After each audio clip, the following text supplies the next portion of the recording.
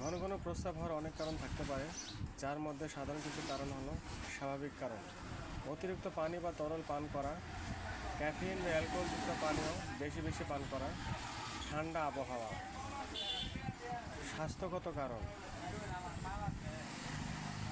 Diabetes, রক্তে শর্করার মাত্রা বেশি হলে ঘন ঘন প্রস্রাব হতে পারে।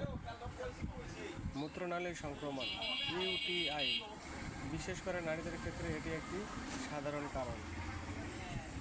প্রোস্টেটের সমস্যা: পুরুষদের ক্ষেত্রে প্রস্রাবের চাপ অনুভূত হলেও পুরোপুরি বের না হতে পারলে ঘন ঘন প্রস্রাব হতে পারে। অতিরিক্ত সক্রিয় মূত্রাশয় ওভারঅ্যাক্টিভ ব্লাডার ওএবি, মূত্রাশয়ের পেশি অতিরিক্ত সংবেদনশীল হলে এটি হতে পারে। গর্ভাবস্থা: গর্ভাবস্থায় শিশুর ওজন বৃদ্ধির কারণে মহিলাদের মূত্রাশয়ের উপর চাপ পড়ার কারণে বেশি ঘন ঘন প্রস্রাব হতে পারে। কিডনির সমস্যা: কিডনির কার্যকারিতা কমে গেলে প্রস্রাবের পরিমাণ ও ঘনত্ব পরিবর্তিত হতে পারে।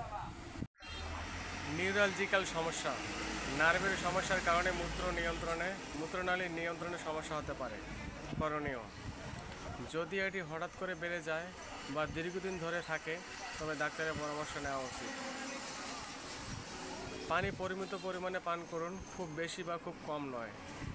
ক্যাফেইন ও অ্যালকোহল ও প্রস্রাব বাড়ায় এমন খাবার এড়িয়ে চলুন। প্রস্রাবের সাথে ব্যথা বা জ্বালাপোড়া থাকলে দ্রুত চিকিৎসকের পরামর্শ নিন।